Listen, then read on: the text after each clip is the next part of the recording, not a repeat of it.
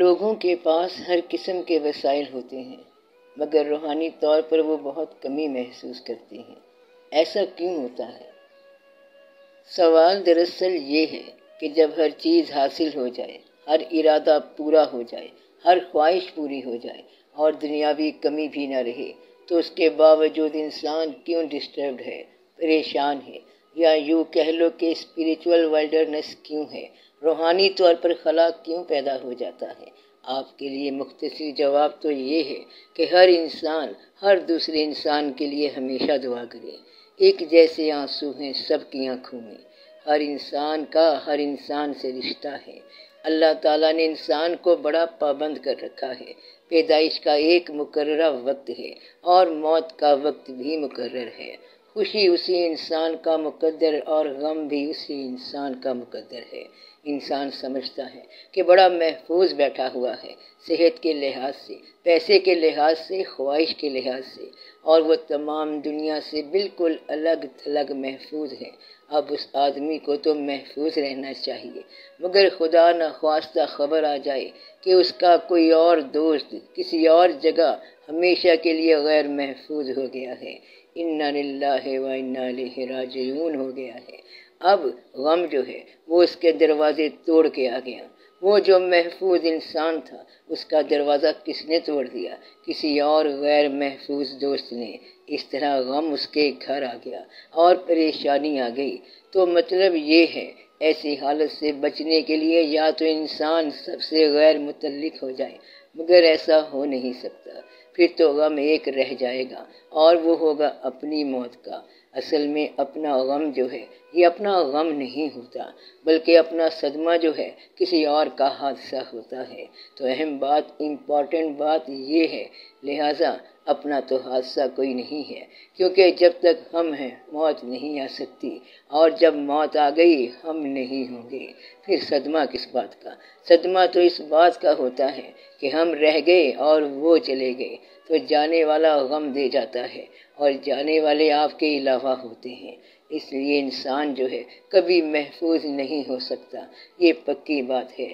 آپ محفوظ ہو سکتے ہیں لیکن آپ کے دوست عزیز غیر محفوظ ہو جائیں گے، اور چلتے چلتے کہیں نہ کہیں کچھ نہ کچھ حادثہ ہو جائے گا، اور جو آرام سے تھے غمگین ہو گئے، اداس ہو گئے۔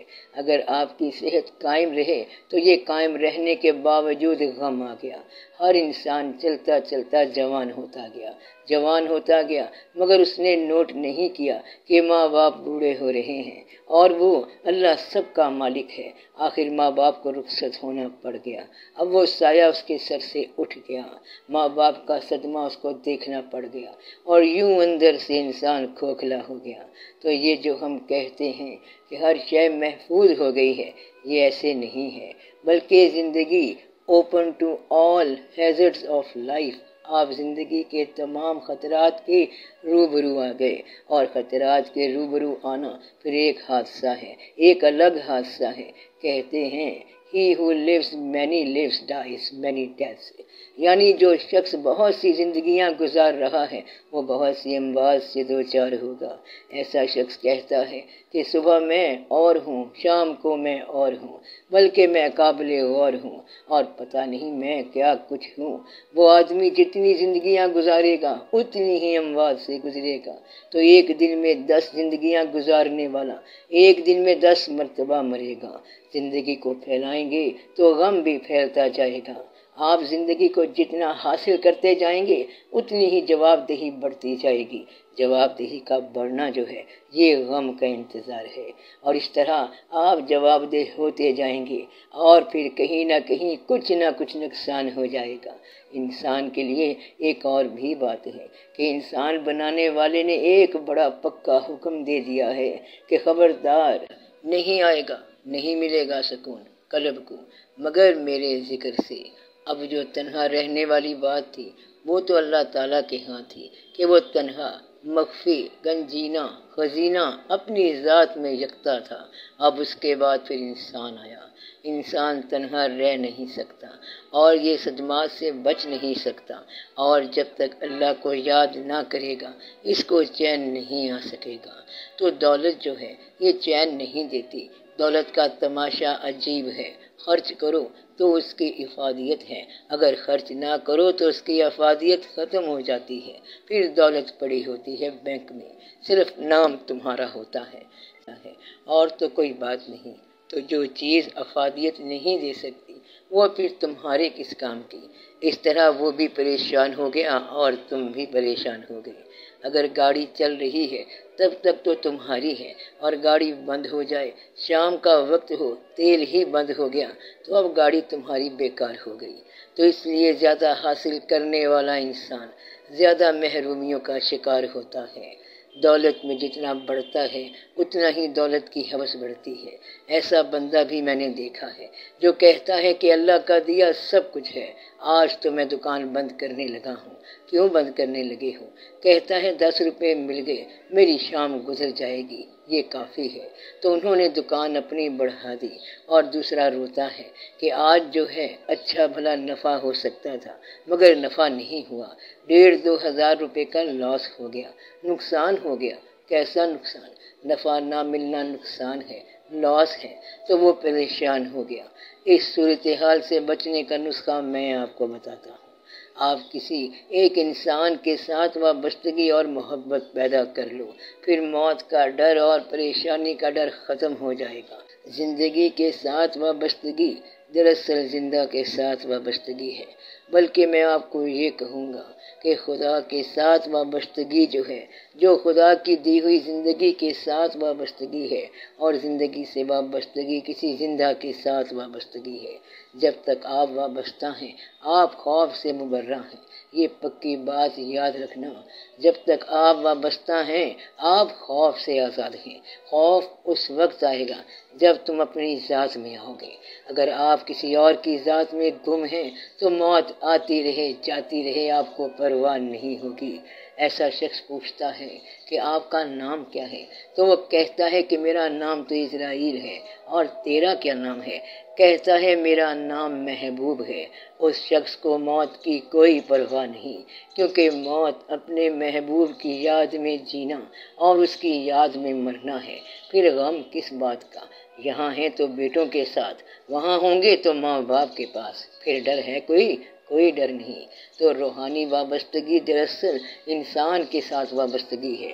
آپ گنتی کی 2-4 باتیں اور یہ فارمولہ یاد کر لینا کہ یہاں آنا ہے اور پھر چلے جانا ہے، اور زندگی کے اندر آپ نے کچھ کام کرنے ہیں۔ کسی انسان کا دل پریشان نہ کرنا، کسی انسان سے محبت کرنا، عقیدت رکھنا، خالق کا احترام کرنا، اور بندگی کی حد میں داخل ہو جانا۔ جب بندگی میں داخل ہو گئے تو لائف ایٹرنل ہو جائے گی، زندگی لازوال ہو جائے گی۔ پھر آپ جاگنے والوں میں داخل ہو جائیں گے، شب بیداری والوں میں سے ہوں گے۔ ایٹرنل لائف پھر ایٹرنل ہو جائے گی۔ ایسی زندگی کو کوئی زوال نہیں ہوتا۔ موت ان لوگوں کو ڈرا نہیں سکتی جو لوگ آدھی رات کو جاگتے ہیں۔ موت کیا ہے؟ حق سے بندے کو ملانے کا سبب۔ موت سے ڈرتے نہیں جو جاگتے ہیں نیم شب۔ تو ایک بات تو آپ یہ کریں کہ پیسے کو افادیت میں لائیں، دوستوں کا احترام کریں۔ جب تک منظر دیکھ رہے ہیں اپنی آنکھوں کا شکر ادا کریں۔ جب تک آپ اس کائنات میں ہیں اللہ کا شکر ادا کریں۔ تو پہلا کام ہے شکر ادا کرنا، پھر اپنی دوسری یادوں کی دنیا میں آپ رہیں اور اپنی یادیں آپ خود آباد کریں۔ جب آپ کے اندر پیسہ پرستی آ گئی تو پھر خوف پیدا ہوگا۔ خوف لالچ سے ہوتا ہے، لوبھ لالچ نہ ہو تو خوف نہیں ہوتا۔ آپ لوبھ کو نکال دو تو خوف نکل جائے گا۔ تو یہ جو پیسہ ہے اس کو اللہ تعالیٰ نے ایک سزا میں رکھا ہوا ہے کہ آپ یہ دیکھو کہ what ultimately you arrive at۔ آپ یہاں تک پہنچ گئے کہ اب پیسہ ہے مگر یہ جاندار نہیں ہے، بے جان چیز ہاتھ میں ہے، اور جان بنانے والے پیچھے رہ گئے۔ جاندار آپ کے ہاتھ سے نکل گئے اور بے جان پیسے تیرے پاس اکٹھے ہو گئے۔ کہتا ہے اب یہ پیسے کھاؤ مگر اس کو کھا نہیں سکتے۔ اب تمہارے کھانے کی عمر تھوڑی ہے، یہاں رہنے کی عمر تھوڑی ہے، احساس کی عمر تھوڑی ہے، بلکہ ہر شے تھوڑی ہے۔ یعنی اب انسان کی عمر زیادہ ہے، احساس کی عمر کم ہے، اور یادوں کی عمر کم ہے۔ علم کا میں نے آپ کو بتایا تھا کہ علم کیا ہے؟ یادداشت۔ اگر قوت حافظہ ختم ہو جائے تو علم ختم ہو جاتا ہے۔ اب آپ کہتے ہیں کہ وہ کیا نام تھا، وہ کیا تھا، آپ کو پتہ ہی نہیں کہ وہ کیا تھا۔ اب آپ ہر شے بھول گئے ہیں۔ تو یادداشت جو ہے یہ عارضی ہے۔ اللہ تعالیٰ کا فضل جو ہے وہ یہی ہے کہ آپ اسے یاد کرتے جاؤ۔ یاد کا زمانہ ہوتا ہے، محبت کا دور ہوتا ہے، اور احساس کے اپنے زمانے ہوتے ہیں۔ ایک وقت آئے گا کہ آپ بے حس ہو جائیں گے۔ مثلاً آج خبر پڑھی ہے کہ وہاں 25 بندے مر گئے ہیں۔ کہتا ہے ٹھیک ہے، کل 40 مر گئے تھے، بس حادثے ہی حادثے ہو رہے ہیں۔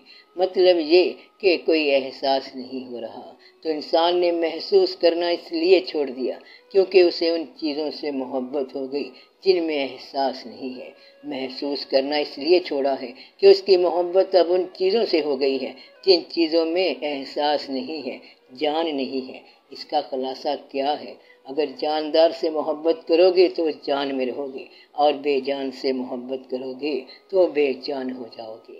فانی سے محبت کرو گے تو فنا ہو جاؤ گے، اور باقی سے محبت کرو گے تو بقا والے ہو جاؤ گے۔